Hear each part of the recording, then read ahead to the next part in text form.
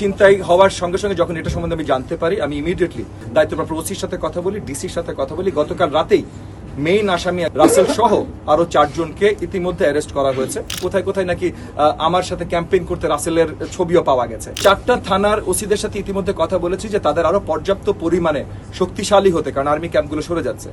আপনার মানে just random আপনি যদি এমন করে বলেন, এমন হতেই পারে যে আমার প্রতিপক্ষ যেহেতু কয়েকটা মাদ্রাসা পরিচালনা করেন, সেই মাদ্রাসার ছাত্রগণ হতেই পারেন, কিন্তু মানে পরিচিত চেহারা না, এরকম অনেক জায়গায় ছিল, অনেকগুলো সেন্টারেই ছিল। সো এই পরিচিত চেহারা যেখানে না, সেখানে যতখানি আইডেন্টিফাই করা যায় সেই হিসেবে যেইভাবে পুলিশ অফিসিয়ালি মামলা নিতে পারে বা নেবে সেই হিসাবেই করা হবে।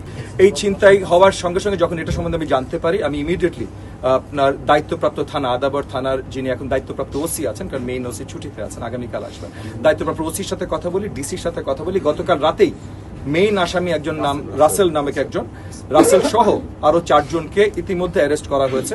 এবং আমি পরিষ্কার করে জানিয়ে দিয়েছি, কারণ কোথায় কোথায় নাকি আমার সাথে ক্যাম্পেইন করতে রাসেলের ছবিও পাওয়া গেছে। আমার সাথে ক্যাম্পেইন হাজার হাজার মানুষ করেছে, অনেক দুষ্ট মানুষ হয়তো করেছে দেখানোর জন্য, আমার সাথে ছবি তোলার জন্য, যে দেখাবে যে এমপি সাহেবের কাছের আমি। না ভাই, আমার কোনো কাছের লোক নাই, আমার কাছে শুধুমাত্র জনগণ।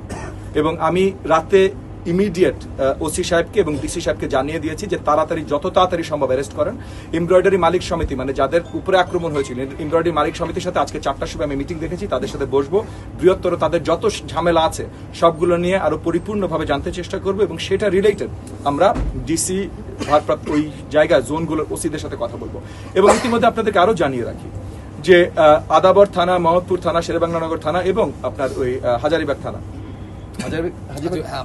হাজারীবাগ থানার কিছু এলাকা আমার এরিয়াতে পড়েছে। এই 4টা থানার ওসিদের সাথে ইতিমধ্যে কথা বলেছি যে তাদের আরো পর্যাপ্ত পরিমাণে শক্তিশালী হতে, কারণ আর্মি ক্যাম্পগুলো সরে যাচ্ছে, শক্তিশালী হতে কি কি প্রয়োজন তারা আমাকে তালিকাভুক্ত করে জানিয়েছে। তাদের লোকজন কত প্রয়োজন, গাড়ি কত প্রয়োজন, কি কি কত প্রয়োজন, এগুলো ইতিমধ্যে আমরা কমিশনার অফিস এবং আইজির অফিসের সাথে কমিউনিকেট করেছি। কমিশনার অফিস আমাদেরকে, মানে ডিএমপি কমিশনার অফিস আমাকে অ্যাসিওর করেছে যে এর ভিতরে অনেকগুলো জিনিস তারা খুব শীঘ্রই এই থানাগুলোতে পৌঁছে দিতে চেষ্টা করবেন এবং দেবেন। সো সেই জায়গা থেকে আমরা কাজ করছি। এক রাতে সবকিছু ঠিক হয়ে যাবে না, কিন্তু ঠিক করার জন্য যে আমরা নিয়মিত কাজ করছি, অক্লান্তভাবে কাজ করছি, সেটা আপনাদের কাছে পরিষ্কার করব।